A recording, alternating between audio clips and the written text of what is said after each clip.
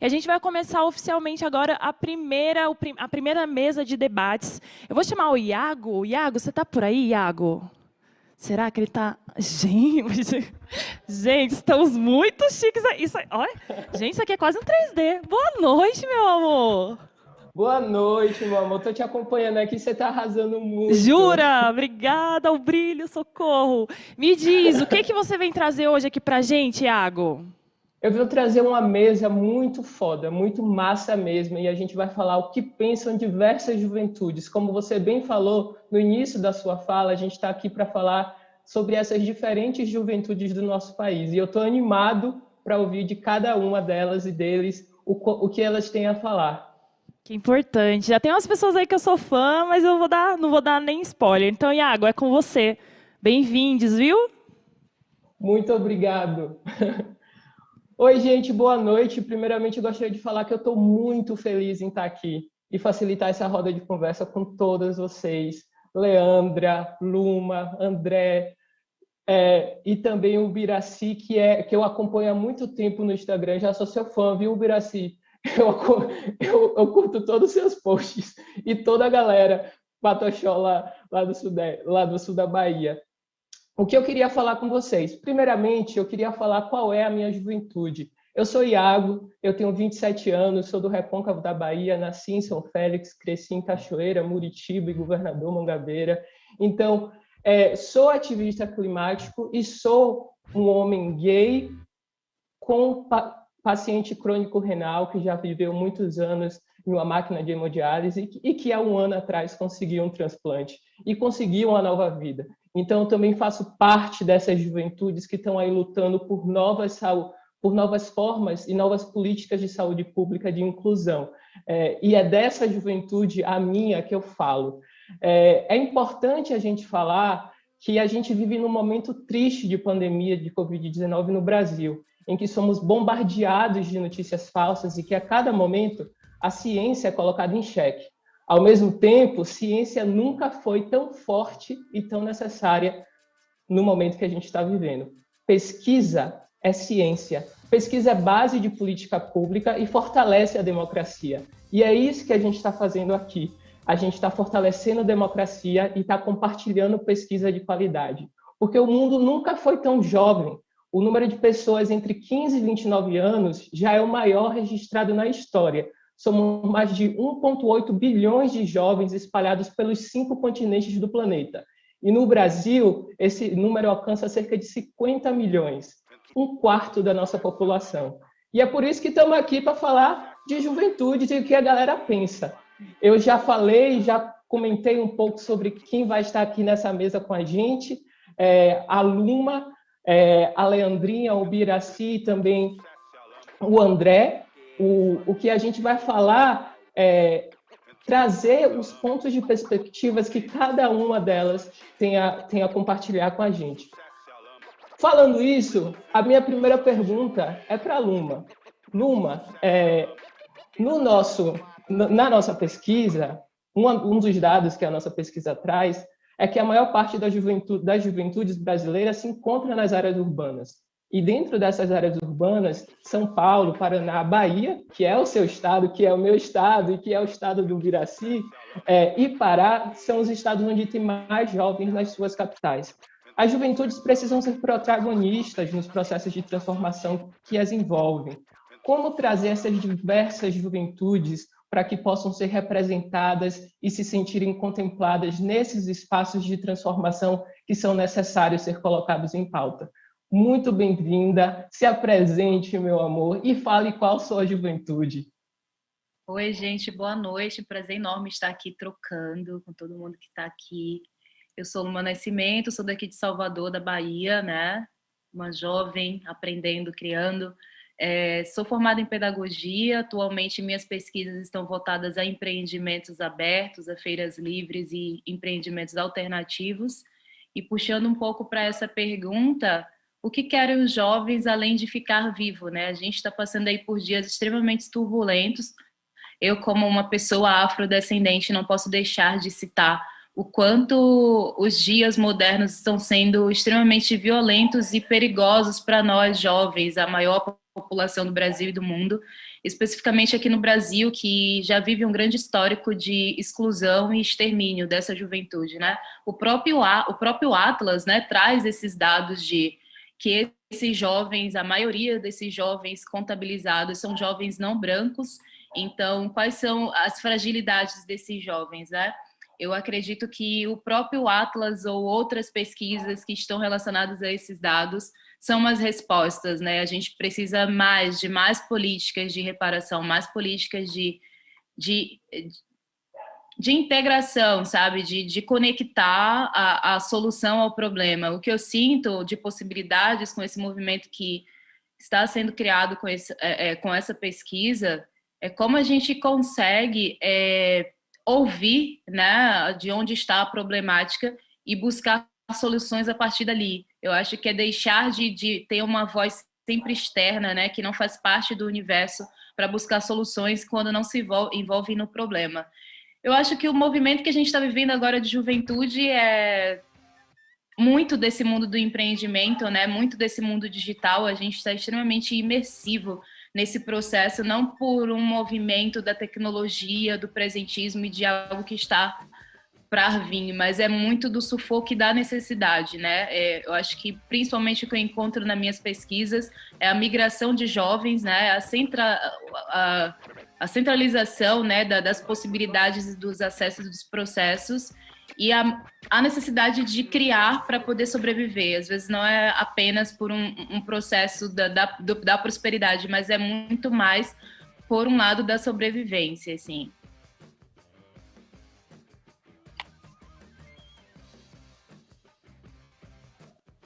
Muito obrigado, Luma. Você falou de um ponto que é muito interessante, que é o acesso à oportunidade e o quanto ele é importante.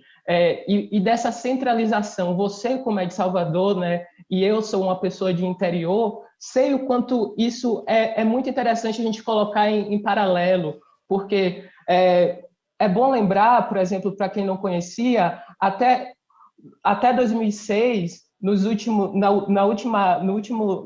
100 anos, a Bahia só tinha uma universidade federal, que era totalmente não inclusiva. Enquanto isso, o estado de Minas Gerais tinha mais de 15 universidades federais. Eu estudei na Universidade Federal do Recôncavo da Bahia. Só tive a oportunidade de fazer uma graduação superior porque a universidade estava na minha cidade. E ter acesso e participar do processo de formação superior mudou a minha vida. Então, o quanto é interessante a gente perceber que esses espaços são necessários, que a juventude precisa de oportunidade, precisa de inclusão. E é a partir dessa visão que eu faço uma conexão muito linda da Bahia para o Sudeste. Vou falar com o André, que é meu amigo daqui de São Paulo. André, muito bem-vindo. André, você está indo corre em diversas frentes, você é um filmmaker, você faz filmes muito fodas, você foi um dos fundadores da TV Doc do Capão, e agora você está na base colaborativa. Eu queria que você contasse um pouco para a gente sobre todos esses corres que você está fazendo, mas também pautando uma das coisas que a nossa pesquisa traz, é que a pandemia impactou e está impactando na vida dos jovens, principalmente no acesso a oportunidades de trabalho e no acesso à geração de renda. Você, na base, também fala disso, e eu queria que você trouxesse essa visão para a gente. Perfeito. Iago, primeiro agradecer a oportunidade de estar junto com vocês nesse espaço e da gente poder trocar. Infelizmente, que pena que não é em clima de festa, né? Porque a gente sempre se encontra em clima de festa como Boa Juventude de São Paulo, mas hoje a gente não tem motivo para festejar, né? A gente tem motivo, infelizmente, para se preocupar. Eu sou André, tenho 24 anos, falo aqui do Capão Redondo, Zona Sul de São Paulo, cofundador da TV Doc Capão e atualmente faço parte da base colaborativa. E é louco, né? Porque pela primeira vez na história, a gente tem 1/4 da população que é jovem, 50 milhões. E atrás, quando teve um debate sobre o Atlas da Juventude, a gente desenvolveu vários protótipos, e o nosso protótipo foi 50 milhões de uns, né? Porque cada jovem é um universo, né?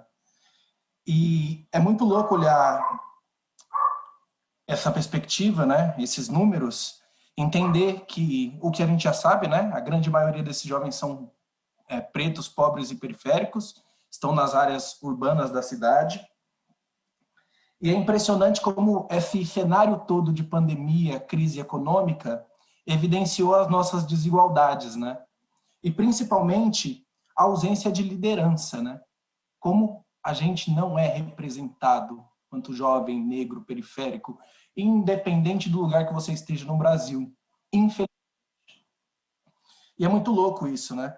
Porque olhando para a pesquisa Juventude e Pandemia, essa incrível pesquisa, inclusive, que eu acho que cada um tinha que receber em casa para dar uma olhada para esse panorama todo, é impressionante como a pandemia agravou as questões de saúde mental da juventude, né? E como isso é preocupante, né? Porque a gente vai entrar numa fase agora que a juventude vai precisar pegar o que sobrou do nosso país, porque a realidade é essa, e a partir disso começar a traçar novos caminhos. E é desesperador, né, quando a gente olha para isso, quando a gente olha para essa pandemia, quando a gente olha para a ausência de liderança, para a crise econômica, para a ausência de oportunidade, e aí a gente tem que ainda sacudir a poeira, como a gente sempre fez ao longo da história, né, não só nos últimos 30 anos, não só no último século, mas ao longo da história, quanto negros periféricos, e pensar na perspectiva de futuro. Então é muito preocupante, é muito, muito preocupante. E eu queria destacar um ponto que eu acho que é importante e que pela primeira vez a gente tem dados específicos para a juventude, e é importante falar aí o quanto isso é valioso para pautar políticas públicas, para pautar desenvolvimento, para pautar uma construção verdadeira de mudanças de caminhos, é que a gente num todo vem falhando e vai continuar falhando enquanto a gente não conseguir olhar para a juventude quanto potência. Quando uma jovem negra ela é assassinada, a gente falhou. Quando um jovem ele não consegue ter perspectiva de futuro, a gente falhou. E quando eu falo a gente falhou, estou falando do governo, eu estou falando da iniciativa privada, eu estou falando do terceiro setor, eu estou falando da gente como cidadão. Essa corresponsabilidade dessa falha do jovem não ter perspectiva, ele não conseguir sonhar, ele não conseguir construir uma narrativa, um propósito de vida e ter oportunidades para o seu desenvolvimento, ele é um ciclo sem fim, onde todo mundo é correalizador. Então a gente precisa pautar, a partir dessa pesquisa, a partir desses dados, a partir da realidade plural, que são as juventudes, a partir do clima festeiro, da alegria de construir de forma conjunta, que só a juventude brasileira consegue fazer lindamente, como a gente já fez há tempos anteriores, enquanto a gente não se sentir corresponsável de tudo que deu errado e dessa falta de perspectiva, a gente não consegue fazer uma transformação sistêmica. E para pensar construção do Brasil, construção de um novo caminho, a gente precisa olhar para a saúde mental do jovem, e a gente precisa cuidar desse jovem para que ele seja capaz de reconstruir nosso Brasil. O negócio está feio, mas a gente vai dar um jeito, Iago, porque a juventude brasileira é fantástica. A gente é foda, né, velho? Independentemente de tudo, a gente está aqui, está falando e está compartilhando mais e mais informação. André, você trouxe um ponto importantíssimo e foi uma das coisas que mais me chamou a atenção no sumário da pesquisa, que é justamente, e aí eu vou fazer a ponte para a pergunta da Leandrinha, que é justamente, na pesquisa fala que 38% dos jovens relatam que não gostam de política ou não se envolvem em política, 34% não costumam participar, mas se interessam por política, 19% dos jovens relatam que não gostam de política ou não se envolvem, e 9% se consideram ativos politicamente. E eu trago essa informação justamente passando a bola para uma ativista política, que é a Leandrinha. A Leandrinha que tem aí toda uma historicidade pautando políticas públicas, principalmente para pessoas LGBTQI+, e pessoas com deficiência. E, Leandrinha, eu queria que você comentasse um pouco sobre isso. E lembrando, gente, antes da Leandrinha responder, se você tiver uma pergunta para cada uma e cada um deles, pode ficar à vontade aí de mandar no chat, viu? Leandrinha, é com você, minha linda. Ai, gente, meu Deus, que delícia tá aqui, que delícia tá aqui, o Biraci, André, Luma, Iago. Muito obrigada, inclusive estou sendo nesse momento interpretada por um intérprete que eu adoro, Kleber, um beijo, parabéns pelo trabalho. Inclusive já super lembrou do meu sinal em Libras, ai, eu amo os meus intérpretes, meu Deus do céu. Muito obrigada, é uma honra estar aqui, é um prazerzaço estar aqui. Em momentos tão delicados em que o Brasil vive, encontros como esse, sem dúvida nenhuma, é o que traz um pouco de respiro, né, para a nossa geração. E tentando usar, né, dessa plataforma que já está tão saturada, não é mesmo? Tentar nadar contra a corrente, fazer incisão, né, dentro desse processo. Desculpa. Nesse sentido, eu vou me apresentar. Meu nome é Leandrinha Duarte, eu tenho 26 anos, eu sou colunista da Mídia Ninja, comunicadora, ativista. Eu sou graduanda em Teologia, pesquisadora em Filosofia, e nos últimos anos me tornei o rosto referência nas bandeiras sexualidade e gênero para pessoas com deficiência e LGBT. Para que cegos possam me ver, eu sou uma mulher branca, tatuada, tem cabelos longos e verdes, e ao meu fundo uma parede rosa. É engraçado, né? A gente, todas as falas, inclusive no nosso roteiro, a gente tem para cada segmento dados muito concretos, né? Da onde está nossas existências, do quanto somos apagados. Ou melhor, vou corrigir, porque não são dados tão concretos assim, né? E aí, quando eu literalmente racho os meus movimentos, as minhas agendas da qual eu pertenço, eu entendo que eu ainda não tenho dado de perspectiva nenhuma em relação à pessoa trans. Ser uma pessoa trans jovem nesse país é você ter a ciência que você vai virar um número quando você for assassinado até os 35 anos, e olhe lá, né? E a gente não consegue nem respaldar e dar política para pensar nesse corpo ou habitando em sociedade junto dessa forma, né? Para corpos com deficiência é a mesma coisa, né? A gente não vai encontrar aonde estão as pessoas com deficiência, né? Elas estão no mercado de trabalho, aonde estão, né? Elas ainda estão dentro de casas, quantas delas têm acesso à educação de verdade? Quantas delas têm acesso à tecnologia assistiva, né? Para que a gente consiga fazer um corpo com deficiência seja incluído verdadeiramente dentro do âmbito educacional, por exemplo, e não de forma assistencialista ou segregada, né? Quantos dos nossos corpos conseguem articular politicamente, né? E articular politicamente, caralho, não é só ocupar uma cadeira dentro daquela merda daquele parlamento. Articular politicamente é fazer isso que a gente está fazendo, né? Quantos dos meus pares conseguem ter o privilégio e a honra de estar junto com a Luma, de estar junto com o André, de estar junto com o Biraci? Quantos dos meus pares têm o privilégio de poder estar sendo... comendo meu cabelo, gente, desculpa. Quantas dos meus pares têm o privilégio de poder estar sendo assistida, né? Por centenas de pessoas que estão super interagindo, estou acompanhando no monitor e do lado. Então, é muito sério, né? A nossa... E aí, só fazendo um recorte muito breve de pessoas com deficiência, né? A gente costuma falar, a gente está sendo invisibilizado, né?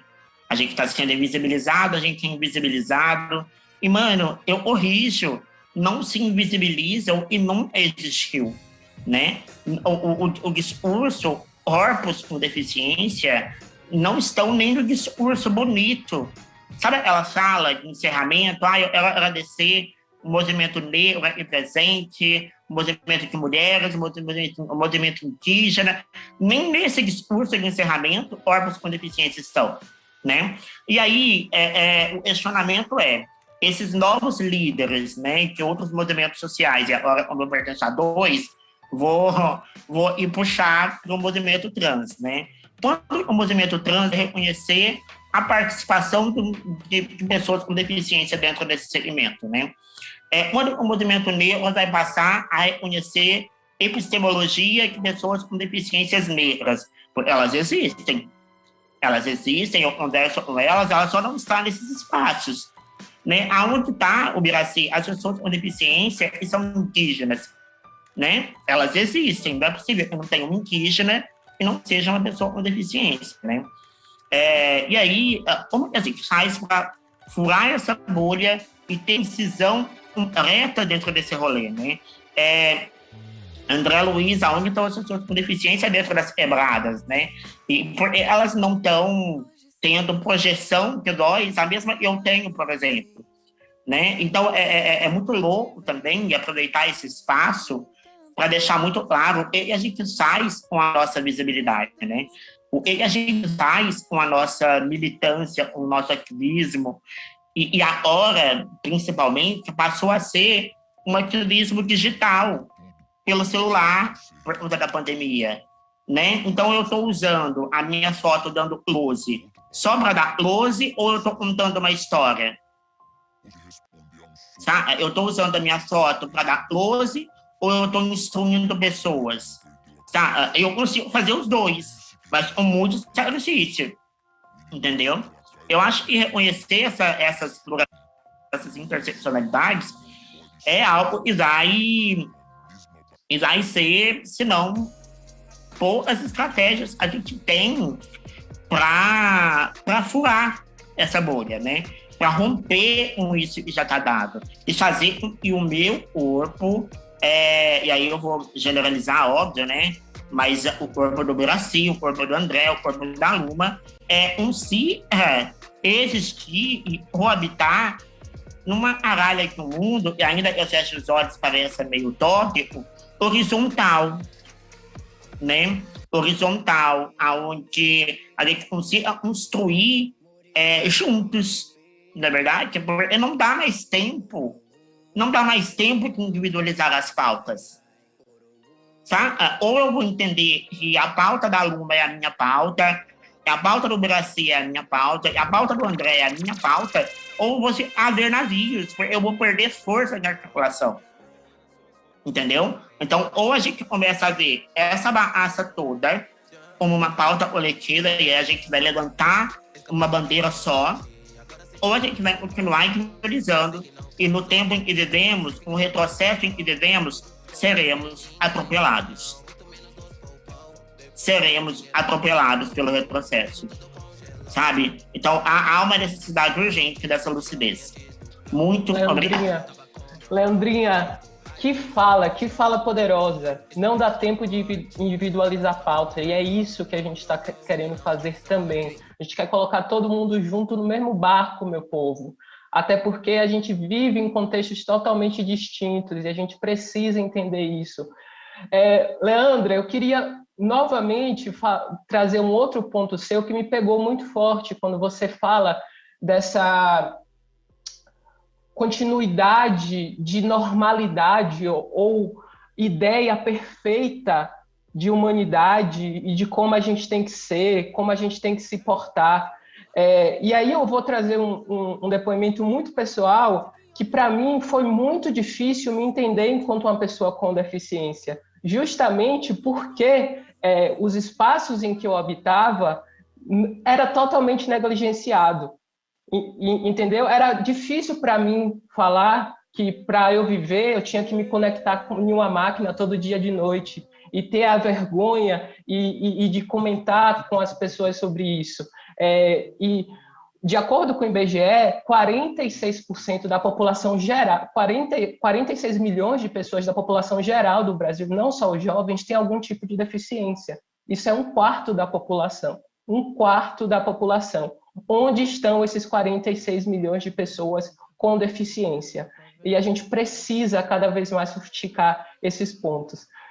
Muito obrigado. Trazendo aqui para um outro contexto, eu queria muito colocar o Ubiraci nesse balaio aqui, nessa conversa massa, porque o Ubiraci é do sul da Bahia, é Pataxó, e o Ubiraci tem vivências totalmente diferentes.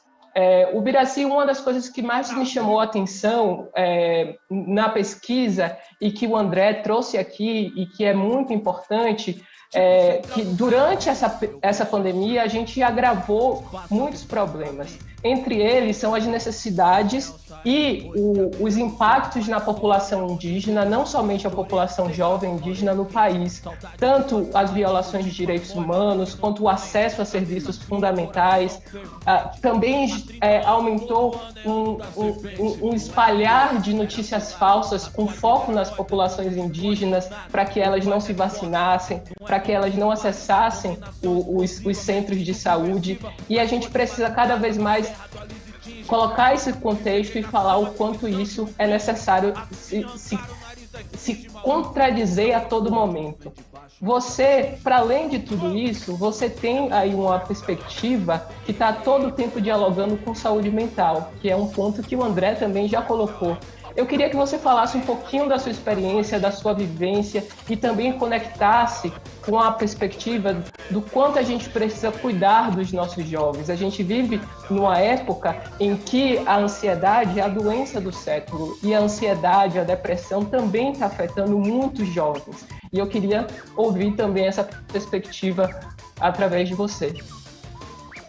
Antes de mais nada, eu quero agradecer a todos, a todas e a todos, né? É uma riqueza realmente estar aqui dialogando com essas pessoas maravilhosas. E aí já quero dizer que a gente tem várias formações, mas as que eu gosto de dizer que eu sou formado em Ciência da Natureza e Matemática, e tem outras formações, mas eu sou cuidador de pessoas e aprendiz de pajé. Então, no lugar, o que destrói o mundo, o que machuca o mundo, somos nós, seres humanos. Mas se tiver um bichinho que possa nos cheirar, abanar o rabo, nos lamber, já cuida da gente. Então, eu posso cuidar de um bicho para que ele possa cuidar de alguém. Posso plantar uma árvore ou cuidar de um rio, que certamente alguém vai usufruir desse lugar. Então, diante de muita coisa que somos, eu escrevi um artigo, eu quero só ler um pedacinho dele, que diz o seguinte: existir e resistir um dia foi uma escolha. Hoje é uma grande necessidade. Hoje, abraçados no seio familiar, para aqueles que as têm, o legítimo brasileiro reavalia seu palácio e pensa no teu reinado. É notório que o colonizador já saiu desse lugar. Entretanto, o Brasil não saiu do seu colonizador. Idolatram, exaltam, e mais uma vez, as suas naus encontram-se à deriva na independência da hipocrisia real, e não ver que o maior castelo imperial é a essência do teu povo. E é assim que a gente tem visto e o que eu tenho pensado com relação ao que tem acontecido no Brasil. O que está acontecendo, como nós estamos nos sentindo, é um projeto político. Sempre foi um projeto político. E nós estamos caindo nessa armadilha. Eu, como venho de comunidade e observo muitos bichos, um leão, uma onça, toda vez que vai atacar um bando, ele separa você do seu bando para que você possa ficar vulnerável. Nessa tela aqui está meu bando. Nessa tela aqui está minha gente. Mas nós estamos separados. A Leandra trouxe muito bem. Quando é que a gente se junta? Quando é que a gente fala da gente? Quando é que tem um grande festival para a gente celebrar as nossas alegrias e não só falar das nossas tristezas? Há 27 anos atrás, eu fui convidado para fazer parte de um grupo para trabalhar com educação. E eu, como jovem, levava outros jovens indígenas para esse... A gente participava de grandes eventos, de várias coisas. E aí as chamadas conferências. Era uma briga danada para a gente ser delegado de uma conferência local, aí era briga para conferência regional, para estadual era 1 ou 2. Eu sou de comunidade, a minha comunidade é perto da praia, Do meu próprio povo, tem gente que vive na mata. São realidades diferentes. Quando eu olhar o documento final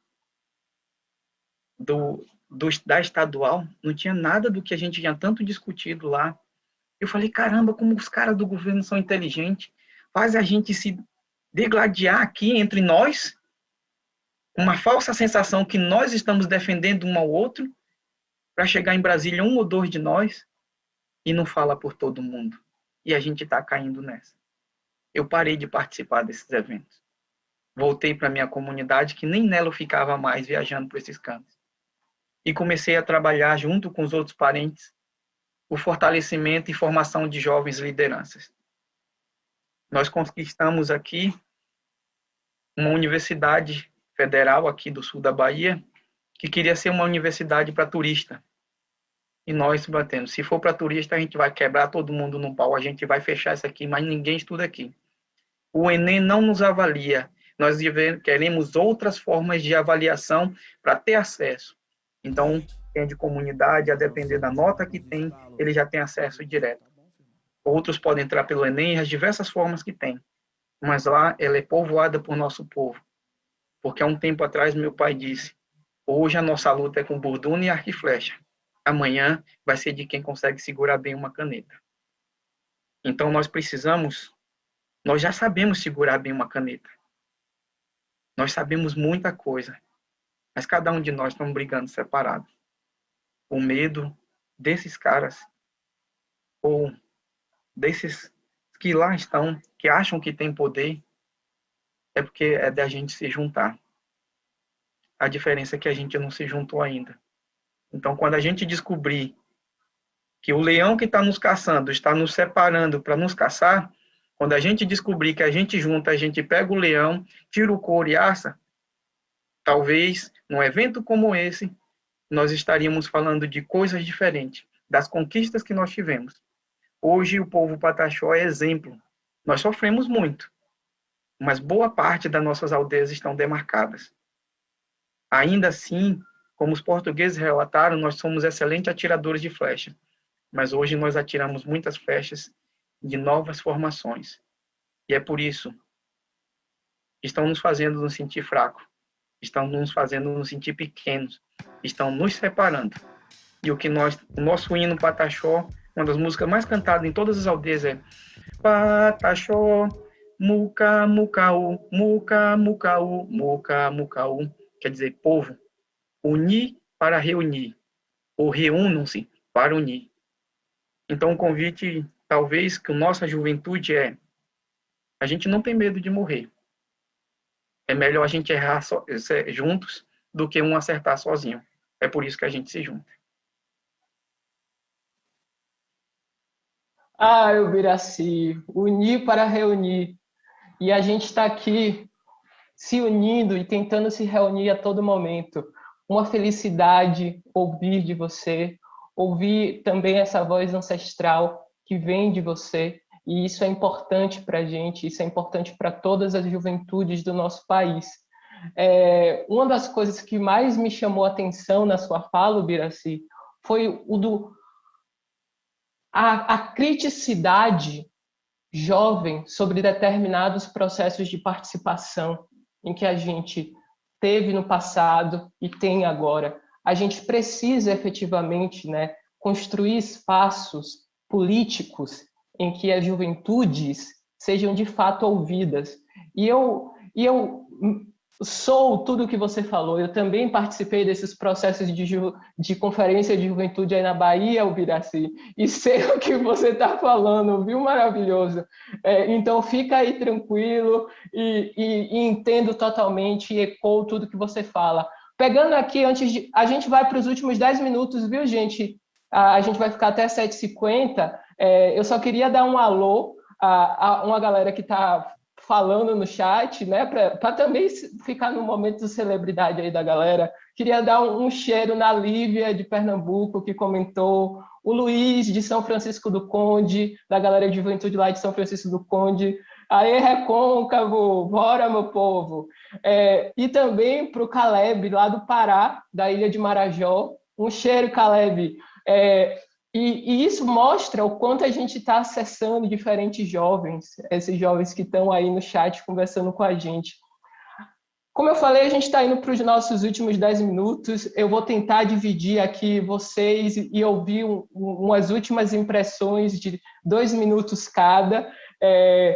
Quais foram... E a pergunta vai ser a mesma para a Luma, para o André, para a Leandra e para o nosso querido, maravilhoso amigo, que eu esqueci o nome, o Biraci. Pelo amor de Deus, o Biraci. E o nosso querido amigo Biraci. Luma, quando você olhou o sumário da pesquisa, na sua perspectiva, quais foram os dados que dão mais base e importância para o que você faz a partir da sua juventude?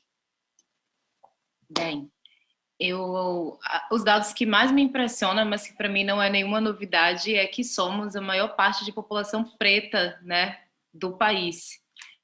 E essa população preta, ela está nas periferias, né? Elas não estão nos centros, elas estão nas periferias. E ouvindo todas as falas, né, tipo, a única coisa que me faz ferver e pensar é que a gente precisa focar mais nesse presente, né, que o futuro são mais outras fragilidades, as fragilidades que a gente está construindo nesse momento que a gente está vivendo agora, e as fragilidades antigas, né, que por movimentos de descentralização, não, qual que é a palavra?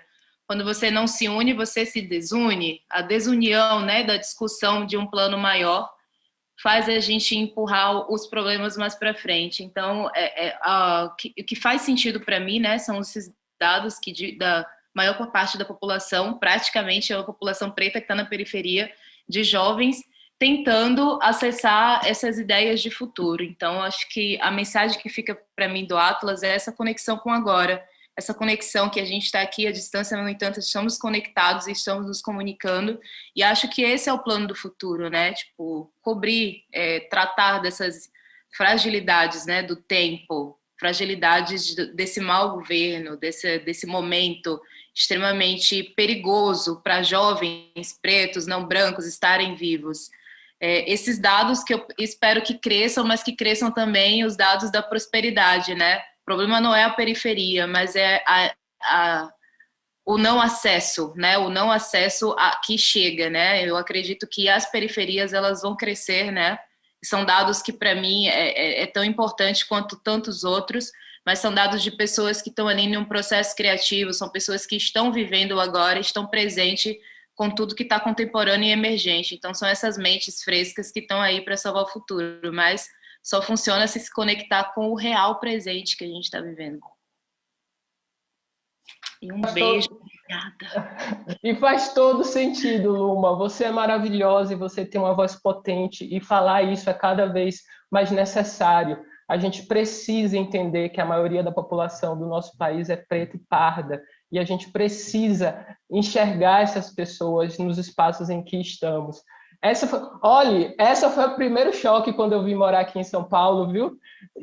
Saí de Cachoeira, vim para São Paulo, onde só vejo, pelo menos onde eu vivo aqui, né? A gente só vê as mesmas pessoas, as mesmas caras, e entender essa necessidade é importantíssimo, e a gente precisa fortalecer. Vou levar para o Biraci, deixar ainda na Bahia. O Biraci, na sua visão, meu lindo, quais foram os pontos que mais te chamaram a atenção na pesquisa sumário que você teve acesso, e como é que você quer compartilhar isso para a gente?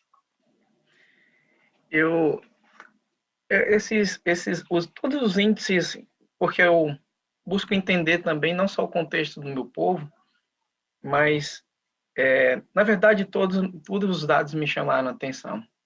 Mas me chama a atenção uma coisa que eu vou confessar, que eu vou abrir meu coração aqui para vocês sobre uma coisa. A gente não é muito de participar de pesquisas. A gente tenta fraudar. Às vezes o cara pergunta, você está com dor? Ele diz, não, estou ótimo. Porque nós, parentes indígenas, não gostamos de ser pesquisados e nem fruto de números para ninguém. E aí tem uma coisa que eu percebi em diversas aldeias que eu fui, que prego que aparece demais leva martelada. Então, o que nós estamos fazendo, como as raízes das plantas que as pessoas não sabem. nós estamos organizando internamente de maneira muito sucinta, respeitosa, deixando de falar menos nas redes sociais, outras coisas, e tendo encontros pessoais para articulação e movimentos, que só assim a gente compreende melhor o outro. Então, o que é justamente isso, nós precisamos nos unir, mas unir fisicamente em pensamento. Então, todas essas formas, alguns dados, e esses, então, o governo, então, eu convido até que a gente não fale de bandeiras políticas. A nossa bandeira aqui é a vida. Mas até isso estão nos forçando a escolher uma cor de uma bandeira como se representasse quem eu sou. Eu até hoje não vi um político representar a comunidade. Toda vez que ele ganha dinheiro, a primeira coisa que ele faz é sair da comunidade onde ele está. Então isso nunca foi a gente e nunca falará por a gente. Se numa política que eu voto naquele que é o mais popular e não o sabedor das coisas, talvez tenha alguma coisa errada aí. A gente precisa mudar. E aí o que eu percebi é que a gente vive ainda a nossa essência. É por isso que a nossa essência é nunca atacar aqueles que estão nos atacando. Desde 1500, nós éramos 5 milhões, hoje somos 896 mil. Se fosse contabilizar, morreriam 7 mil parentes por dia. Mas pouquíssimas vezes você viu a gente revidar algum ataque que tivemos. Porque a gente, mesmo que é do nosso inimigo, a vida ainda tem muito valor para a gente. Então, eu prefiro perder a minha ao ter que me juntar a ele na frequência dele. Demarcação já, né, Ubiraci? E é importante trazer isso para cá, para dizer o quanto vocês são donos desse país. Donos. E tá aí no sul da Bahia, para quem não sabe, é literalmente viver o desespero a todo momento das populações indígenas. Os grandes empreiteiros, principalmente do setor hoteleiro, viu, gente, que chega lá, se acha dono de tudo, vai destruindo tudo, e muitas vezes, vocês estão assistindo aí, viu? Só volta e meia a gente pega os dois para fazer um carinho, Iago. Porto Seguro, que a galera vai para lá para Porto Seguro e acha lindo, mas tem que também perceber todas essas questões que estão envolvidas no prazer do outro. O prazer do outro, às vezes, é a dor de alguém, né? Então, acho que isso cada vez mais é importante. E nenhum político, nenhum governo, até o momento, foi maravilhoso para os povos indígenas. Eu vou passar para o André. André, a gente tem pouquíssimos minutos, mas queria ouvir você e a Leandra ainda. Quais foram as maiores impressões suas da pesquisa? Perfeito. Eu vou ser bem breve, porque cada minuto que passa vai diminuir a música do Emicida. E a gente está ansioso para ver o show dele também, né? Queria agradecer o espaço, queria agradecer você, Iago, pela mediação fantástica, impressionante, como você é igual vinho, melhora a cada ano. Agradecer os companheiros aqui de mesa. Eu acho que o mais importante é esse número, né, de 1/4 do país ser jovem. Isso é muito significativo. E essa pesquisa, ela é muito significativa também. Porque, assim, em Brasil, você falou de não usar a mesma arma que esses capitalistas usam, e você está certo, mas agora a gente tem informação. E a molecada, quando vai para cima, ela vai com alegria danada, vai com a caixinha de som, vai dançando o passinho. E a gente já está organizado, só que está todo mundo numa frequência diferente. A galera do funk está na galera do funk, a galera do rap está na galera do rap, a molecada de organização social está dentro das organizações sociais. E o Atlas tem a oportunidade de ser esse fio condutor que vai conectar todo mundo. E aí, quando conectar todo mundo, a gente vai começar a pautar a distribuição de riqueza, né? Taxar as grandes fortunas, começar a cobrar a galera da Universal, o agronegócio, todo mundo que deve bilhões de imposto, para a gente começar a criar políticas públicas de verdade para a juventude. E não é só jovem aprendiz ou cursinho do administrativo. A molecada quer cantar, a molecada quer produzir, e a gente tem capacidade de juntos conseguir construir uma perspectiva diferente. Eu trabalho na base e a gente acredita muito na colaboração. E a colaboração, junto com a transformação sistêmica, ela muda totalmente o jogo. E a gente está se preparando muito para conseguir ocupar os nossos espaços. E dessa vez, sem pedir licença, porque toda vez que a gente pede licença, eles fecham a porta na nossa cara. Ubiraci, Luma, André, muito obrigado. Eu vou fechar com a Leandra. André, a molecada quer cantar, a molecada quer produzir. E, gente, eu abri um espaço aqui que a outra galera vai ter que acessar, viu? Porque tem um monte de gente pedindo para mandar cheiro para juventudes de cidades. Eu vou, por último, mandar um cheiro para a professora Rosângela Queiroz, todo o amor para todas as professoras desse país. Ela pediu para mandar um alô para a juventude de Iguaraci e do sertão de Pajeú, em Pernambuco. Um cheiro para essa juventude linda. Por fim, Leandra, para você, quais foram os pontos que mais chamaram a atenção na pesquisa? Acontece que ainda não tive tempo de estudar direitinho a pesquisa. Eu fui convidada de última hora por dentro, mas nesse sentido, eu acho que eu vou deixar os meus agradecimentos. É imprescindível o trabalho que o Atlas está desenvolvendo. É imprescindível esse encontro para esse momento tão delicado, novamente, que o país está vivendo. Esse encontro é muito bonito, é muito plural, muito diverso. Eu espero ainda poder viver, continuar participando de tantos encontros interseccionais como esse, né? Um pouco discordando ali um pouco do que Ibiraci fala das nossas bandeiras não terem cores e etc. Eu acho que esse é o momento de se posicionar, sim, sabe? Esse é o momento de escolher um lado, esse é o momento de não deixar dúbio, sabe, quais são os nossos posicionamentos. E não se posiciona, posicionado está. E no momento violento em que vivemos, a gente tem que escolher o lado mais sensato, a gente tem que escolher o lado mais prudente. Muito obrigada, muito obrigada. Se a todo mundo aqui nas redes sociais, tenho certeza que todo mundo aqui desenvolve um trabalho incrível e surreal e continue acompanhando o Atlas. Beijos.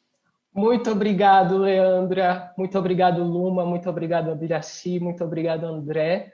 E agora, né, eu vou passar para Kimani. Kimani, você está aí ainda, meu amor? Você também está em choque com essa galera? Misericórdia, eu estava ali, cheguei a cair no chão, mas já me levantei.